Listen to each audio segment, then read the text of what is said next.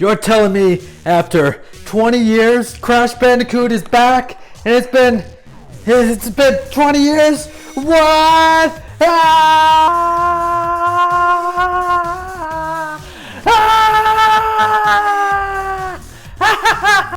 What is up, guys? It is Matt here from Game Life Reviews, here to talk about the one and only Crash Bandicoot 4, guys.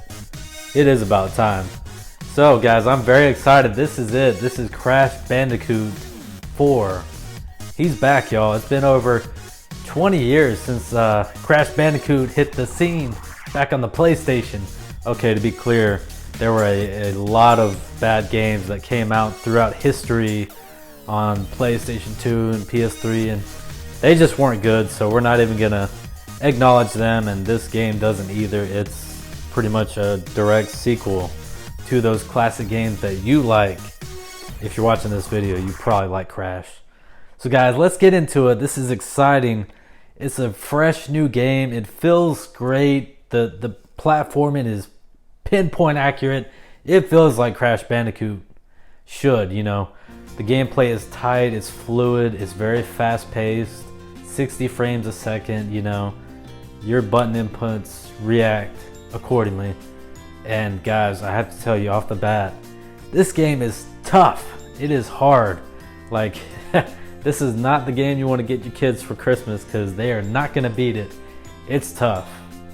I'm a seasoned gamer and I'm like struggling to beat these levels, you know, and I consider myself pretty good at platformers. Maybe I'm just really rusty and I'm in denial, but whatever. Anyway, this is a fun game. You play as Crash and Coco. You can switch between them at any point in the game. Play through the whole game as Coco if you want. She's really cool, by the way, and she actually carries a lot of the cutscenes and the story, because Crash is very silent, of course. So the story continues from the third game, and of course Neo Cortex and that time guy break out of their time rift and escape finally after so long, and they're back to wreak chaos on the Bandicoot family, you know. And there are some other Bandicoots, you know.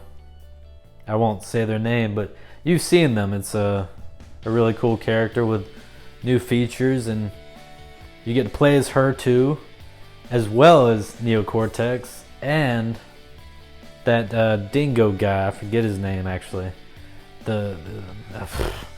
He like sucks around and shoots stuff in the the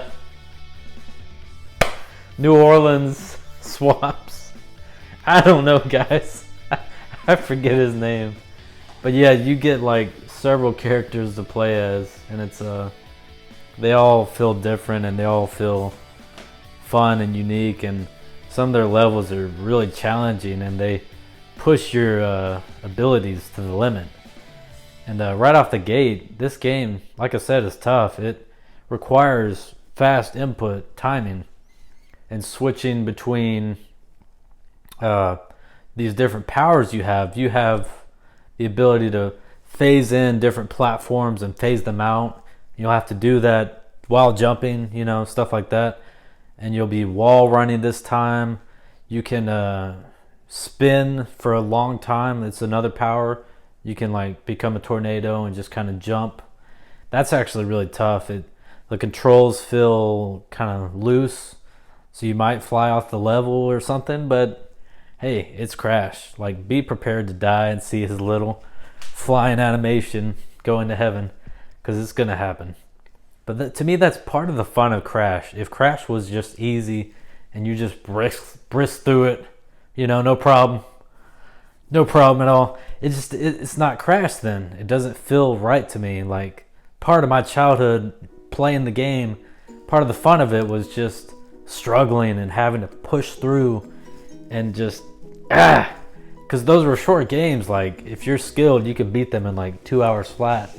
So, but when I was a kid, it was a real struggle. It was passion, and you know, my skills finally developing as a child gamer.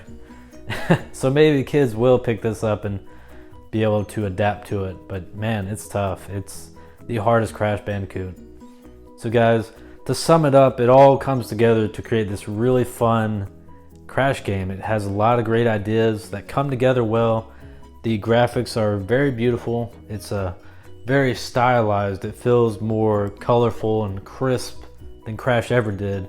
It feels like a cartoon in the best way. Like, their animation is great. It's very lively. The characters interact in fun ways, and it's a great package, guys. The level design is great. The themes of the levels are actually really cool. There's some cool, like, mystical Japanese levels with fish flying like in a stasis of time. It's weird, guys, but it works. That's what you want to see, is like unique levels, you know, that really makes the game come together.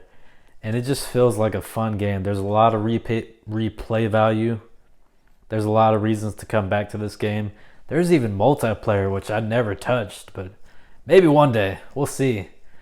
So guys, to tick off the boxes, like I said, the graphics, the gameplay, even the story is pretty solid. It all comes together to make a great Crash game. Guys, I'm giving this a 9 out of 10. Be sure to let me know what your favorite Crash game is. This is probably mine, I have to say. Great job, guys. It's a 9 out of 10. Be sure to like and subscribe. Hit the bell for notifications if you want to see more awesome content like this. Be sure to stay tuned and slap it, guys.